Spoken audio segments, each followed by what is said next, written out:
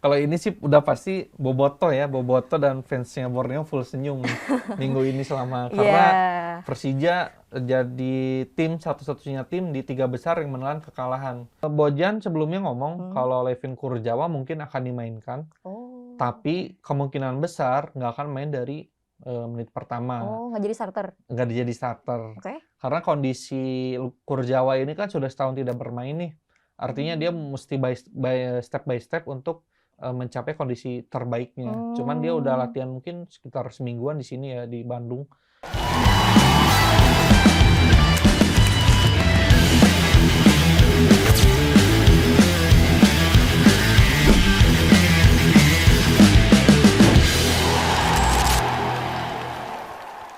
Dunia sepak bola tanah air lagi panas-panasnya. Bursa transfer kembali menyajikan kejutan besar, salah satunya datang dari Persija Jakarta yang sukses mendatangkan ex-rekan Lionel Messi.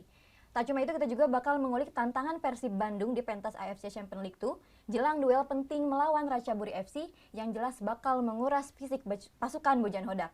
Dan tentu saja pembahasan kita belum lengkap tanpa melihat persaingan papan atas Liga Indonesia yang semakin ketat dengan Persib, Persija, dan Borneo FC yang saling sikut dalam perburuan gelar. Dengan saya Caca dan Bung Ferdian selaku jurnalis olahraga TV One News, kita yang akan menemani pembahasan kita kali ini. Kita langsung mulai aja nih ke pembahasan pertama di Bung Ferdian. Persija Jakarta baru saja mendatangkan gelandang yang pernah menjadi rekan Lionel Messi, yakni Jean Mota. Menurut Bung Ferdian, ini siapa sih sosok Jean Mota dan mengapa transfer ini menjadi sorotan besar? Ya, Jean Mota ini salah satu gelandang baru Persija yang didatangkan di pertengahan musim ini. Betul. Dia pemain asal Brazil, berusia 32 tahun. Dan dia pernah jadi rekan setimnya Lionel Messi ya di musim 2022 sampai 2024. Dari statistiknya dia sudah bermain di 431 pertandingan. Wah. Kemudian juga berhasil mencetak 33 gol dan 40 assist. Kalau lihat dari kebutuhan Persija sendiri, Persija memang membutuhkan seorang gelandang di nomor 6 atau 8 ya. Karena Fabio Calonego, kemudian juga ada Van Basten Souza, itu kadang-kadang dia bergantian gitu absennya, entah itu cedera atau kemudian dia absen karena akumulasi kartu kuning. Kemudian juga Hanif Sabandi juga sedang cedera. Itu menjadi salah satu faktor kenapa akhirnya Persija mendatangkan Jean Mota untuk memperkuat lini tengahnya gitu menghadap putaran kedua. Oke. Nah, kan selain Jean Mota nih, Jean Mota, Persija juga mendatangkan kiper naturalisasi yakni Sirius Margono. Ini siapa nih Sirius Margono? Karena sebelumnya kalau nggak salah rumornya tuh Pedro Churro. Oh iya, Nah iya, itu, iya, iya iya. kan. Nah tapi tiba-tiba jadi ke Sirius Margono. Siapa nih sosok Sirius Margono?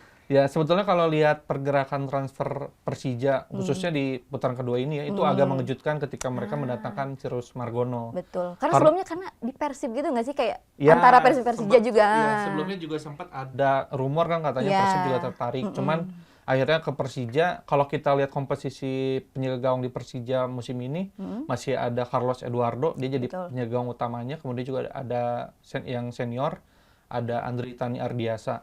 Nah, kedatangan Sirius Margono menurut saya sih bukan buat musim ini aja. Kemungkinan untuk musim-musim berikutnya, karena Carlos Eduardo udah senior, di atas 30 tahun, kemudian juga Arditani juga udah senior juga.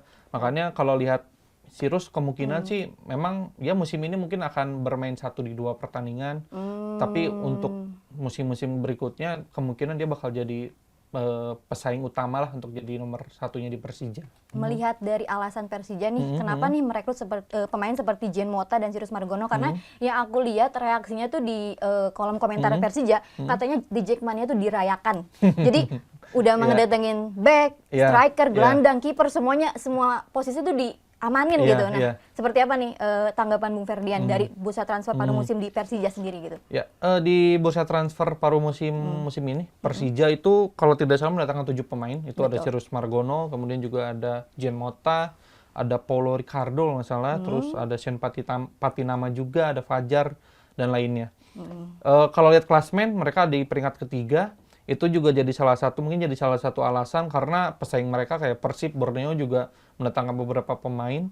Dan kedatangan Sirius Margono, Jean Mota, dan lain-lain itu kan menjadi salah satu indikasi bahwa Persija sangat serius untuk menjadi juara. Betul. Karena dengan musim yang panjang, kemudian juga persaingan yang sangat ketat di nomor 1, 2, 3, bahkan Malut United dan Persebaya juga masih berpeluang gitu ya untuk menjadi juara. Makanya ketika kedatangan beberapa pemain ini menjadi tambahan tenaga yang mungkin bisa menjadi alarm juga untuk Persib dan Borneo FC. Oke. Tapi nih ngomongin tentang transfer nih Bang, apakah Persija Jakarta tuh sudah benar melakukan kayak mendatangkan pemain-pemain yang memang sesuai dengan yang dibutuhkan gitu dari skuadnya? Apakah memang kedatangan ini malah jadi kayak menumpuk pemain-pemain yang memang sebenarnya sudah kuat dan ideal gitu di posisinya? Menurut Bung Ferdian gimana? Sebenarnya kalau di luar Sirus Margono ya, kita bisa lihat misalkan Persija melepas Rio Fahmi ke Arema. Itu mereka mendatangkan Fajar Faturrahman dari Borneo. Artinya kan diganti tuh. Kemudian ada Shane Patinama yang juga masuk di posisi kiri. Itu kan mereka juga kemarin melepas Alan Cardoso ke Bayangkara FC. Itu untuk menambal kehilangan Alan Cardoso dengan Shane Patinama. Kemudian di lini tengah, tadi yang sudah seperti yang dibahas, ada Jean Mota. Itu untuk mungkin melapisi dan memperkuat lini tengahnya Persija yang sebenarnya tipis ya, karena Hanif Sabani cedera, kemudian juga beberapa pemain yang mungkin kurang perform, ada yang dilepas dengan status pinjaman dan lain-lain. Kemudian juga dari Matsumura juga yang dipinjamkan akhirnya kan, itu menjadi salah satu indikator kalau misalnya Persija memang membutuhkan beberapa pemain yang didatangkan di paruh musim. Kemudian juga di lini depan ada Aladin, ada juga Mauro Zylstra yang akhirnya didatangkan. Itu jadi salah satu biar seimbang lagi, balance lagi lah gitu. Berarti fokusnya tuh di lini pertahanan nih kayaknya saat ini. Iya, itu karena lini pertahanan. Mauro Zylstra terus juga Jean Mota itu kan sama ya posisinya. Iya, kalau Mauro di depan striker dia. Nah, itu juga mungkin jadi salah satu bukan keanehan ya disebutnya, tapi jadi mungkin jadi pertanyaan di beberapa pihak, kok Mauro Zylstra didatangkan, sebenarnya Persija juga udah punya Gustavo. Betul. Kemudian ada Aladin yang baru juga, ada Excel juga, Excel Runtukahu gitu. Jadi mungkin sama seperti Sirus, Mauro ini mungkin bukan dipersiapkan buat musim ini gitu, tapi beberapa musim ke depan. Jangka panjang, betul. Okay. Nah, berarti transfer-transfer ini menunjukkan ambisi Persija untuk finish lebih tinggi di Super League. Betul. Oke.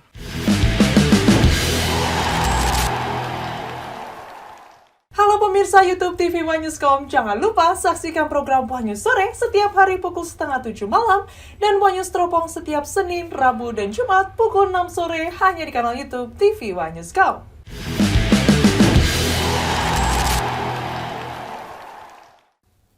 Oke, kini kita kembali ke kompetisi domestik. Rasanya kurang afdol kalau kita tidak menyortir satu hal yang sedang sangat menarik perhatian, yakni ketatnya persaingan papan atas klasemen Super League musim 2025-2026. Dengan Persib dan Borneo FC sama-sama meraih kemenangan, sementara Persija justru kalah dari Arema FC. Bagaimana nih peta persaingan papan atas saat ini nih, Bung Ferdian? Ya, 5 besar lah. 5 besar pekan ke-20 ini, pekan ini cukup menarik ya. Persib berhasil mengalahkan Malut United dengan skor 2-0. Kemudian juga ada Borneo yang comeback melawan Bayangkara FC, dan Persija yang justru sangat mengejutkan karena bermain di GBK, kemudian juga dia mendapat dukungan penuh dari Jackmania. Hampir 56.000 penonton datang ke GBK, tapi akhirnya menelan kekalahan gitu dengan skor 2-0. Kalau lihat dari pertandingan semalam Persija Arema, sebetulnya Persija nggak main buruk. Dia mendapat beberapa peluang, ada beberapa bahkan hampir gol gitu ya di menit 70-an ketika Gustavo Almeida mencetak gol, cuman akhirnya anulir oleh wasit karena sebelumnya ada di posisi offside. Kemudian juga dari Arema juga ketika dia bermain itu efisien dan efektif gitu.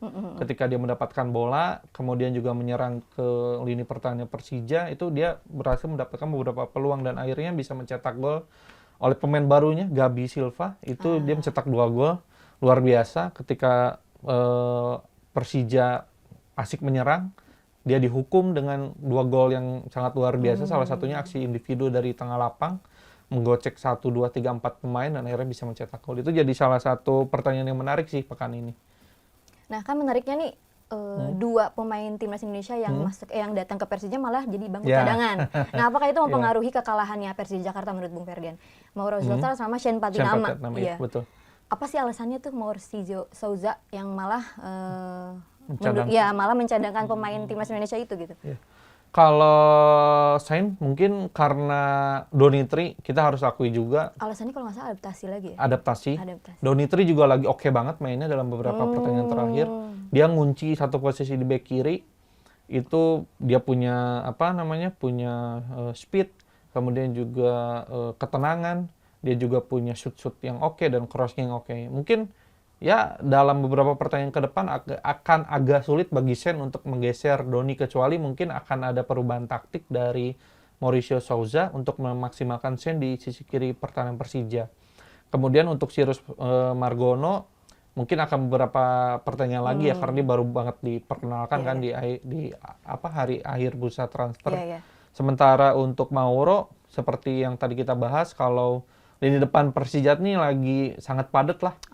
Dia ada Gustavo Almeida yang jadi bomber utamanya, kemudian ada Alaidin juga yang bisa bermain di beberapa tempat, ada Maxwell, ada juga Alano yang kemarin absen di pertandingan lawan Arema. Itu juga istilahnya antriannya panjang gitu. Ketika Mauro pengen main nih, masih ada Almeida, masih ada Excel bahkan. Jadi artinya di pertandingan semalam juga lawan Arema itu ya adaptasi jadi salah satu faktor juga, karena dia baru main menurut kan. Taktik Mauricio Souza yang saat ini timnya tuh ideal, tapi kalah gitu. Gimana gitu ya, mungkin kayak gitu ya. Sejauh ini sih kalau dari kemarin ya, maksudnya kita lihat di pertandingan kemarin, ini kan salah satu skuad terbaiknya Persija gitu. Lawan Arema tuh, dia ada Almeida, mungkin minus Alano aja yang absen karena akumulasi ya. Cuman kalau lihat dari komposisi skuad sih, ini jadi salah satu yang terbaik yang dimiliki Persija saat ini gitu. Kan ada kata-kata yang menang merayakan, yang kalah menjelaskan. Kira-kira apa nih penyebab utama kekalahan Persija di kandang sendiri melawan Arema FC? Apakah Arema FC memang datang dengan tim terkuatnya gitu ya? Atau memang Persija aja yang lagi faktor luck atau mungkin adaptasi tadi gitu? Kalau lihat komposisi skuad ya, kita bandingkan aja misalnya antara Persija dan Arema. Jelas Persija lebih unggul, dia punya pemain sekelas Rizky Ridho, Jordi Amat, kemudian juga ada Alan Cardoso, ada Van Basten dan lain-lain lah, dan pemain lain. Cuma kalau lihat dari pertandingan kemarin, itu kita bisa lihat gitu, di Persija ini kan selalu bermain dengan lini pertahanan tinggi gitu. Artinya ketika lawan-lawan udah memahami cara mainnya Persija, itu bola bisa ditaruh di belakangnya garis pertahanan Persija. Dan itu dilakukan oleh Arema semalam. Jadi Rizky Ridho naik, kemudian juga ada Teles naik, ada Donitri apalagi yang ke depan. Dan itu ketika mereka semua lagi menyerang, Arema itu istilahnya mudah gitu. Ini bola lemparin aja ke lini pertahanan Persija, garis pertahanan Persija, beres. Dan itu terjadi di gol kedua. Golnya kedua itu kan begitu. Bola diumpan ke depan di garis pertahanannya Persija. Lini belakangnya sudah tidak bisa ngejar, akhirnya dia bisa memaksimalkan peluang tersebut dan itu menjadi gol gitu. Di lini serang sebetulnya udah nggak ada yang salah. Taktik yang diterapkan oleh Mauricio Souza itu udah nggak ada yang salah. Karena beberapa peluang kan mereka dapatkan. Cuman balik lagi penampilan kipernya Arema, Adi Satrio ini cemerlang gitu. Dia beberapa kali menahan save serangannya Persija. Kemudian juga dia berhasil juga mematahkan sundulan Rizky Ridho kalau nggak salah di menit awal apa menit 40-an gitu. Dan itu jadi salah satu pertandingan yang seru karena adu taktik lah, dan dua kutub taktik yang berbeda. Yang satu mengandalkan defense counter, yang satu mengandalkan position ball dan serangan cepat gitu. Nah, kalau dari Persib, Borneo dan Persija, siapa nih yang paling diuntungkan sejauh ini dari persaingan Gerald? Kalau ini sih udah pasti Boboto dan fansnya Borneo full senyum minggu ini karena Persija jadi satu-satunya tim di 3 besar yang menelan kekalahan. Persib kan menang lawan Malut, kemudian juga Borneo menang juga lawan Bayangkara. Di klasmen sekarang Persib di posisi pertama dengan 47 poin. Kemudian juga ada Borneo FC, ada 46 poin, dan Persija 41 poin. Meski Persija kalah, tapi masih ada mungkin 14 pertandingan lagi. Dan kira-kira gimana tuh peluangnya untuk bisa meraih atau menggantikan tahta tertinggi dari si Persib Bandung ini gitu? Kalau lihat di Persib mereka jelas menjadi salah satu kandidat terkuat. Karena poinnya 47, dia juara back to back juga. Kemudian juga secara komposisi squad juga masih utuh karena nggak ada yang cedera, nggak ada yang akumulasi dan lain-lain. Tapi Persib ini masih main di ACL 2. Waduh. Fokusnya masih kebagi nih. Iya. Nah, itu yang jadi salah satu faktor. Takut kehabisan bensin, Nah, Bang. itu. Aduh. Kemudian Borneo juga, Iya. Borneo masih, dia menjadi salah satu kontender kuat juga. Iya. Dia udah menemukan kestabilannya lagi setelah di beberapa pertandingan sebelumnya itu kalah seri. Cuman sekarang udah mulai menang lagi nih. Nah, Persija bulan ini akan ada Persija beberapa ketiga ya? Ketiga. Apa? Abis itu Malut. Habis itu Malut. Oh, oke.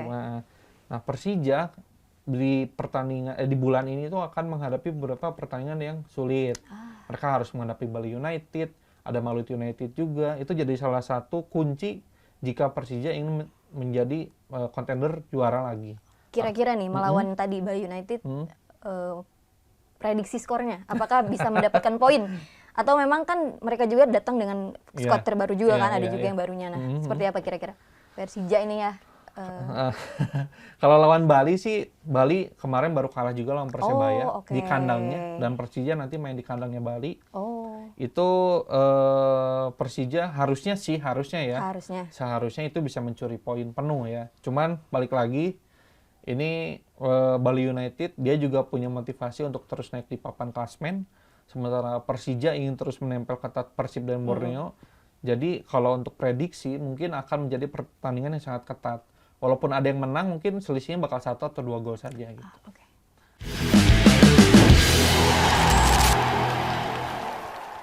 Halo pemirsa YouTube TV One Newscom, jangan lupa saksikan program One News Sore setiap hari pukul 6:30 malam dan One News Teropong setiap Senin, Rabu, dan Jumat pukul 6 sore hanya di kanal YouTube TV One Newscom.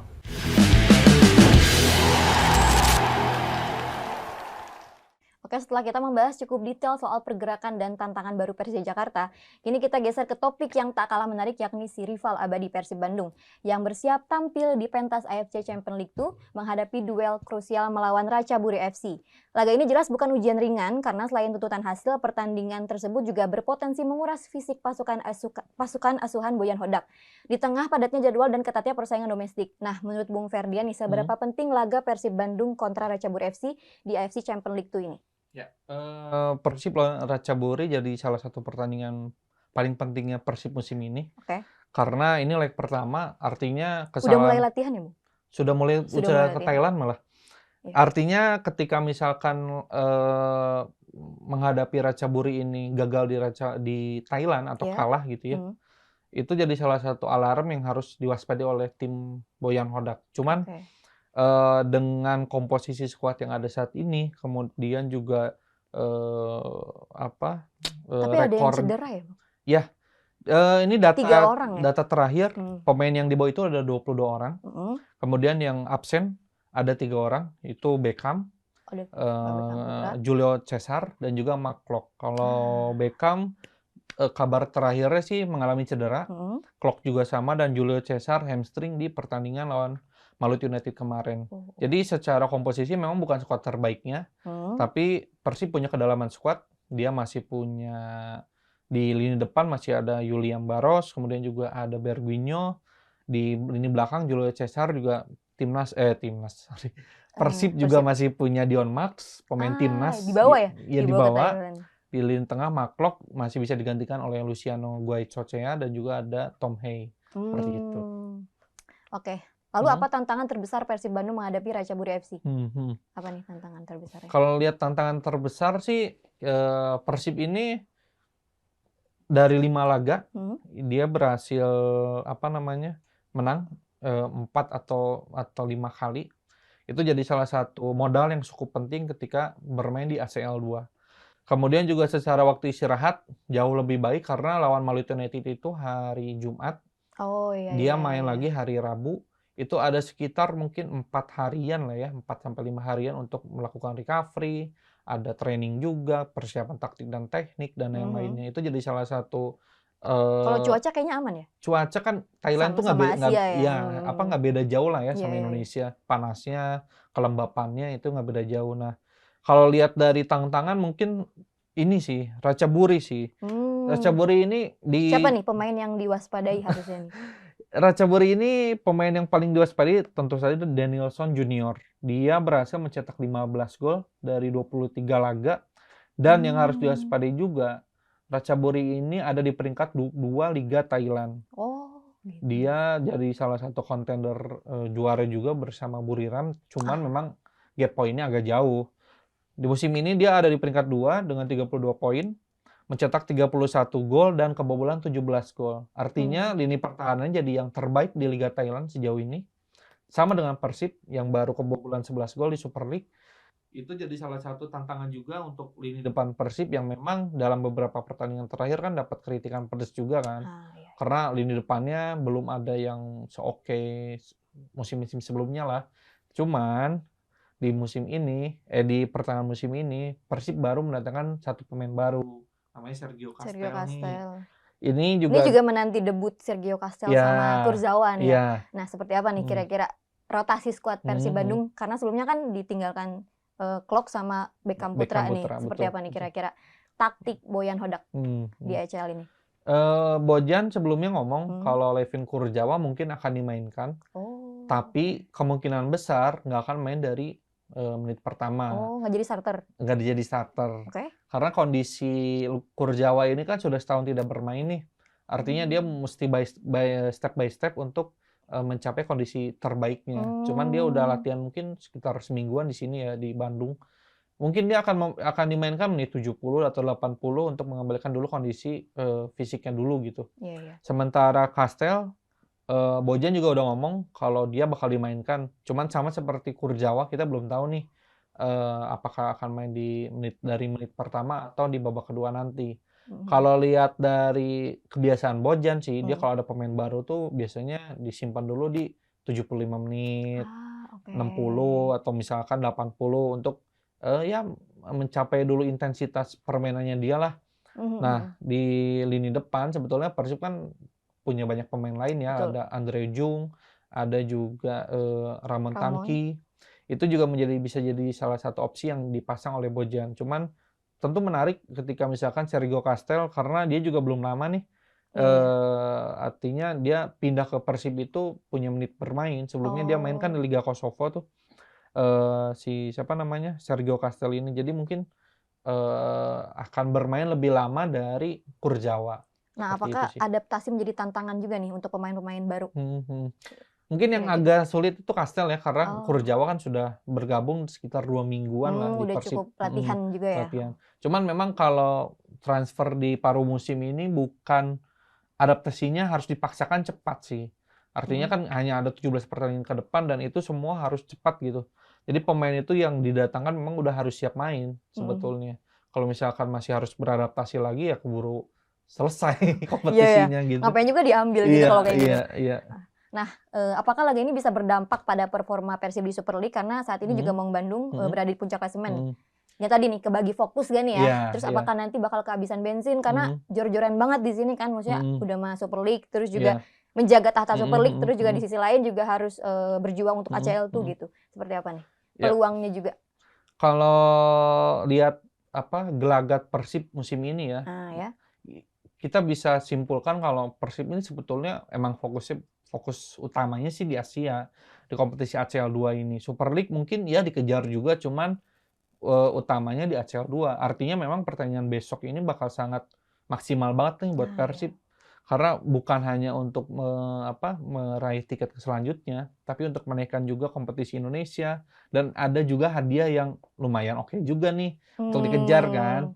Makanya besok mungkin jadi pertandingan yang menggebu-gebu lah buat Persib gitu. Nah, balik modal kira-kira. Ya itu juga sih salah satu motivasinya pasti ya. Pasti dong ya dong, kan nggak apa-apa juga kalau misalnya emang ini hadiah lumayan juga. Dan terus kalau lihat Ratchaburi ya, memang Persib harus waspada sih dengan kekuatan Ratchaburi karena dia dilatih oleh Rorawut Srimaka, itu legendanya timnas Thailand. Kemudian juga ada beberapa pemain yang harus diwaspadai. Itu ada Danielson Junior. Dia mencetak 15 gol dari 23 laga. Terus asis nomor 2-nya ada Njiva Rakoto Harimalala. Agak sulit sih ngomongnya. Karena iya ya, pelafalan nama-nama Thailand juga memang agak susah kalau untuk di lidah iya, Indonesia, apalagi Sunda. Dia mencetak 7 gol. Oke. Kemudian juga di pertandingan terakhir di Liga Thailandnya, Ratchaburi punya modal yang sangat bagus. Dia baru menang 3-2 atas Muangthong United. Artinya Persib harus waspada juga karena secara motivasi, secara mentalitas lagi bagus banget nih anak-anak dari Ratchaburi. Dan yang menariknya, ada beberapa pemain yang didatangkan oleh Ratchaburi di pertandingan musim ini. Itu ada Kevin Deo Ramram, mungkin pemirsa juga ada yang ingat, dia pemain timnas Malaysia. Ada juga Daniel Ting, ini salah satu pemain yang luar biasa juga, dia pernah main di JDT dan pernah cukup lama di timnas Malaysia. Jadi dengan komposisi skuad yang ada sekarang ini, Persib memang harus waspada sih dengan kekuatan Ratchaburi sih. Kira-kira levelnya gimana nih? Kalau levelnya kan kita juga kan mendatangkan pemain bagus, pemain mahal, bintang, ya maksudnya mentereng gitu sama-sama. Kira-kira levelnya apakah jauh juga nih peluangnya untuk menang apa gimana nih kira-kira, Bung? Dan untungnya kita ketemunya Ratchaburi gitu, bukan Pohang Steelers yang di Korea. Itu jadi salah satu ya kita bisa bersyukur juga lah. Persib bisa bertemu dengan tim yang levelnya itu nggak beda jauh gitu, setara kalau bisa dibilang. Kalau lihat levelnya Ratchaburi sih sebetulnya ini jadi salah satu tim yang harus diwaspadai karena dia tim papan tengah dan papan atas lah. Jadi papan tengah tapi agak ke atas gitu. Nah musim ini dia juga konsisten, impresif juga di peringkat kedua. Tapi ya Persib punya advantage lain. Di musim ini dia meraih kemenangan atas Bangkok United di fase grup. Iya, benar. Waktu itu dia menang di Bangkok dengan skor 2-0. Ketika main di Bandung juga menang lagi 1-0. Jadi kalau lihat catatan juga itu impresif ya. Kita wajar juga optimis lah. Ya minimal 1 poin di Thailand kan oke juga nih dibawa ke Bandung gitu. Oke. Nggak masalah ya, nggak takut gitu. Oke, sebelum kita tutup pembahasan kali ini, yuk geser dikit ke Gosbol atau gosip bola yang lagi hangat. Bukan soal taktik atau klasemen, tapi soal kehidupan pribadi pemain anyar Persija, Mauro Zylstra, yang ikut mencuri perhatian publik. Sosok Siena Mai, kekasih striker macan kemarin ini ikut mendapat spotlight usai dia memberikan dukungan secara terbuka melalui media sosial. Jadi Siena Mai ini membagikan video perkenalan Mauro sebagai pemain baru Persija Jakarta. Unggahan tersebut dinilai sebagai bentuk restu sekaligus dukungan moral terhadap langkah besar Mauro dalam karir profesionalnya. Patut dinantikan nih, apakah Wex pemain Persija Jakarta ini bakal sering terlihat mendukung langsung sang kekasih dari tribun lapangan. Jadi patut kita nantikan. Ayo kita ucapin selamat nih untuk Timnas Futsal Indonesia yang meraih runner up di Piala Asia 2026. Nih menurut Bung Ferdan gimana nih atas kemenangan yang diraih sama Timnas Futsal kali ini? Ya mengejutkan ya karena di awal turnamen nggak ada yang expect kita bakal sampai ke final ya. Ketika di final pun sangat luar biasa permainan Indonesia, bisa mencetak 5 gol loh ke Iran. Iran ini salah satu raksasa Asia, dia juara Piala Asia 13 kali dan ini jadi gelarnya ke-14. Ketika timnas Indonesia futsal ini bisa cetak 5 gol kan luar biasa dan saya berharap sih ini bisa terus dijaga. Masih ada Piala Dunia, masih ada turnamen-turnamen lain. Mudah-mudahan ini jadi salah satu milestone kita untuk melangkah lebih tinggi lagi sih, itu sih. Oke. Baik, itu dia pembahasan kita di episode kali ini, mulai dari pemain baru Macan Kemayoran, lalu juga ada persaingan Maung Bandung menuju pertandingan ACL2, hingga panasnya persaingan Liga Indonesia. Oke, terima kasih sudah menemani kami sampai akhir. Jangan lupa untuk saksikan terus podcast Injury Time hanya di kanal YouTube TV One Newscom. Bye-bye. Makasih, Bung. Ya.